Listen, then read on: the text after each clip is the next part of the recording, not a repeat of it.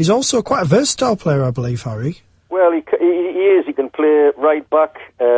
He played centre back alongside Chico Williams last year when Pelly was injured, and Pelly missed quite a few games last year through injury, so he did play there as well.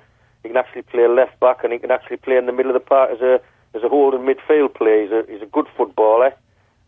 He can put his foot in when necessary, but I think he's learned over the years, when to do it and when not to. His vision's quite decent. If we do play in the middle of the park, he'll not be knocking 50 and 60-yard balls around, but he will keep the game ticking for us, and I'm sure he'll do a good job for us. Okay, Harry. Of course, we're talking about new signings, but still only 12, I believe, in the squad at the moment. I could be wrong, of course. Andrew? Still only 12 players signed to the squad at the moment, officially? We've got 12 or 13 actually signed, but we've still got to sign one or two that were with us last season. I would say the squad at the moment's up to about 14. Okay. Which I'm more than happy with at this stage of the season. We've still got another 5-6 weeks to go before we actually get our first game underway, I think.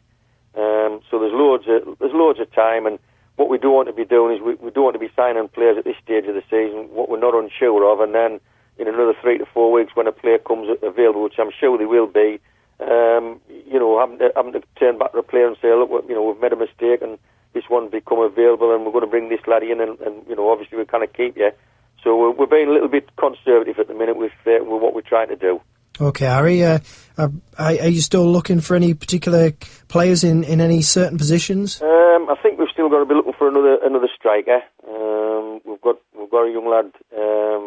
Who I don't want to give you his name, obviously, because everybody else will be jumping on the bandwagon to see what he's going to be like. But would like to get him a couple of games underneath his belt first. And we have got one or two other irons in the fire. But what's happening at the moment is the younger players from the Football League clubs are out on loan and early pre-season games at higher level clubs than ourselves.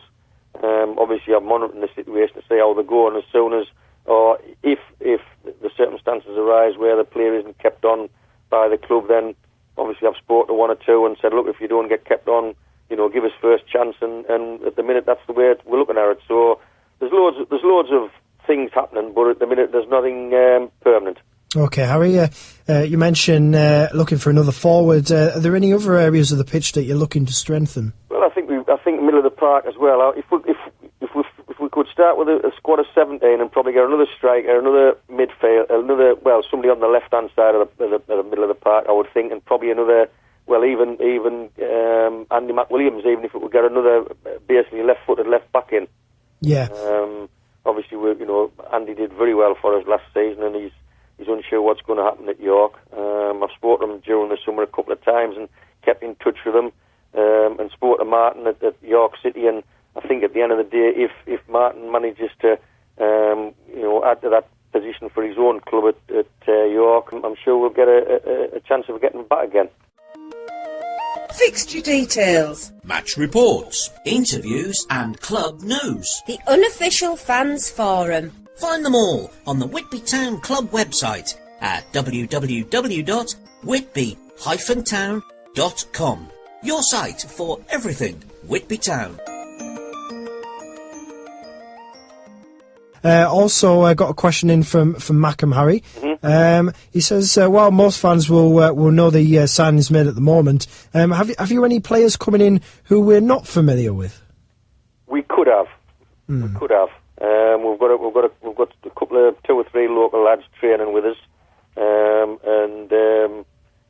to be fair to them, they've looked okay. We've been pleasantly surprised, and it could be a fact that we take at least 1 or perhaps even 2 early season, and just to see how they go. So it could be a case that we do have a couple of players who may come through purely and simply because they've done very very well, or we haven't been able to get the players we've managed to, the players we've needed to get, and we'll have to give these boys a chance and see how they go. Okay, Harry. Mackham goes on to wish yourself and the staff every success. Roll on the new season. Of course, we can't wait. Stuck at this summer business, Harry. I don't know. I'm not a fan. But of course, as you mentioned, maybe a few unfamiliar names. Of course, we gave a few lads from the Wayside League a go towards the end of last season. Harry, are some of those back at the club getting another go? Probably not. I think it's the lads you were talking about. I think was the young lad from Brandon, who's got coaching commitments now, and unfortunately can't do it. And it's difficult. It's different at the end of the season, Andrew, because if there's nothing to play for, and to be fair to the clubs, they let them come and play for us. But at the beginning of the season, a lad really wants to get himself established in his own club and do the best he can. And the young lad who had from Hartlepool Town, again, work commitments for him make it a little bit harder for him. And again, with him just being a local lad, he wants to give his home club another go. But obviously we keep tabs on them and see how they go, and maybe again bring them down for midweek games. But I think looking at the end of last season, it was extraordinary events what happened to us with the games being postponed, and I just wonder what would have happened had Blue Star and Kings Lynn still been in the league, because I would have shoved another 4 games in, and God only knows. Yeah, absolutely. Hopefully we won't have quite so many problems this season. I mean, we haven't even mentioned floodlights yet, Harry. Well, I better steer clear of that. Well, I don't see anything about them, but no, those.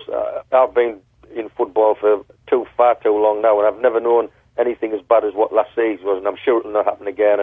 And hopefully we'll look forward to a peaceful season in terms of getting the fixtures, done and dusted, and just make sure we haven't got a backlog and we're scrambling about for players like we were this season.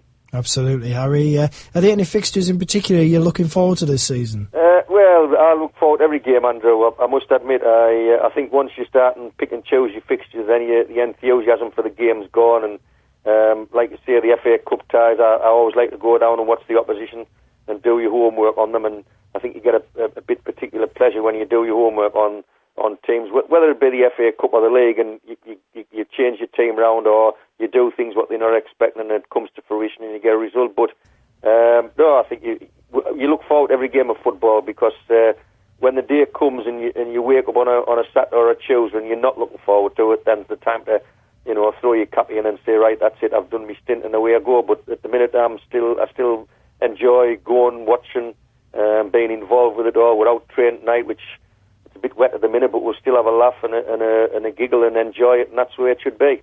Excellent, Harry. Quite agree with you. Thank you very much for talking to us. Pleasure. And we'll hopefully catch up next week. Yes, no problem, Andrew. And you never know, we might even have a few new transfers as well. Well, hopefully, yes. Thanks a lot, Harry. Okay, Andrew.